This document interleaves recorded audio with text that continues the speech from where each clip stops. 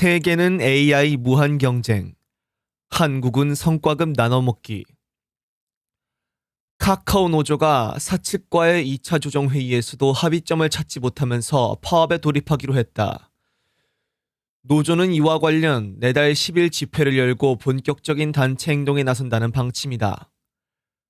카카오는 파업에 대한 우려로 어제 장중 52주 신저가를 기록했다. 카카오 노조 주장의 핵심은 영업이익의 13에서 14%를 성과급 재원으로 보상하도록 요구한 것으로 최근 가까스로 파업을 피한 삼성전자 노조가 내세운 것과 흡사하다.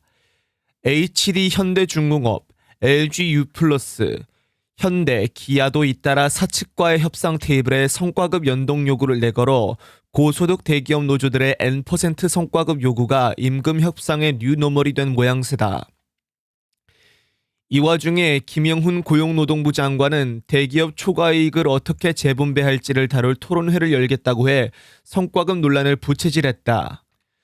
노사의 자율적 모색이라는 전제를 깔았지만 초과이익을 정규직만 배타적으로 가져갈 것인지에 문제가 있다고 언급, 대기업 이익을 하청업체들에게도 나눠줘야 한다는 뜻을 내비쳤다. 논란이 커지자 김 장관은 28일 정부는 기업의 정당한 이익에 강제로 관여할 권한도 없다고 해명했다. 그러나 노사 문제를 다루는 장관의 발언은 기업에 큰 영향과 부담을 줄 수밖에 없다는 점에서 김 장관이 언행에 더욱 신중했어야 했다. 미국 빅테크 메타의 올 1분기 전체 순이익은 267억 7천만 달러로 전년 동기 대비 61%나 급증했지만 이달 내에 전체 직원의 약 10%인 8,000명을 해고하기로 했다.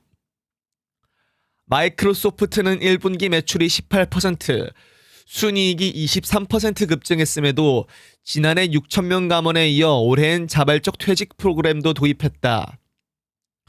막대한 이익을 낸 이들 기업이 인력 감축 카드를 꺼낸 건 돈 좀 벌었다고 방심하다간 인공지능 무한 경쟁 시대에서 도태된다는 걸 너무 잘 알고 있기 때문이다. 중국 화웨이는 미국이 첨단 반도체 공정의 필수인 극자외선 노광 장비의 대중 수출을 통제하자 EUV 없이 첨단 칩을 제조할 수 있는 신기술을 최근 선보여 전 세계를 놀라게 했다.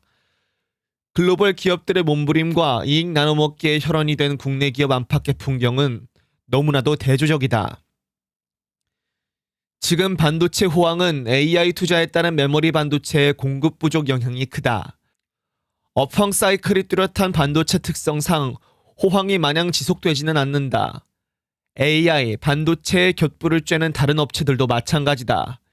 이익 분배가 아닌 이익의 지속 가능성을 경제 주체들이 더욱 고민할 때다. 미국과 중국 정부가 전략 기업들의 간섭과 훈수가 아닌 국가적 지원을 아끼지 않는 건 이런 이유 때문이다. 외부 환경에 따른 일시적 호황과 이익에 취한 채 장기적 경쟁력을 외면한다면 국가 미래는 암담할 수밖에 없다. 우리 화물선 침몰했을 수도. 왜 이란과 이스라엘 대응이 다른가? 정부가 호르무즈 해협에서 나무호가 피격된 지 23일 만에 이란의 대한미사일 공격이라고 발표했다. 공개한 미사일 잔해는 형태가 그대로 남아있었다.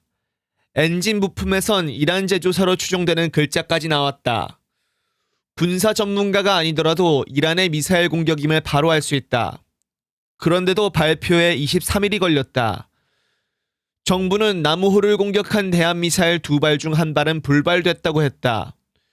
2발 모두 터졌다면 나무호 피해는 매우 심각했을 것이고 침몰했을 수도 있었다. 국회 정보위 소속 민주당 의원은 나무호가 엔진 폭발로 침몰했다면 증거가 인멸되는 것이라며 그래서 이 문제는 매우 심각하다고 했다. 이란이 한국 선박인 줄 알고 공격했는지는 확인이 어렵지만 선박의 같은 지점을 연속으로 때린 것은 조준 사격일 때만 가능하다. 우리 국민이 다치기까지 했다. 외교부는 강력한 항의 뜻을 전달하겠다며 이란 대사를 초치했다. 그러나 이란 대사는 부인만 했다. 증거가 분명한데도 부인하는 것을 그냥 넘어갈 수 없다. 그런데도 이재명 대통령이나 외교부 장관은 직접 항의 메시지를 내지 않고 있다. 반면 이 대통령은 지난 20일 네타냐후 이스라엘 총리를 겨냥해 국제형사재판소 전범이라며 한국에 들어오면 체포하는 방안을 검토하라고 했다. 이스라엘이 가자 지구에 들어가려는 우리 국민을 억류하자 즉각 분노를 표출한 것이다.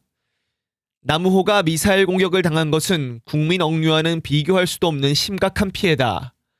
남우호는 이란에 대해 아무런 잘못도 한 것이 없었다. 두 나라에 대한 대응이 왜 이렇게 다른가?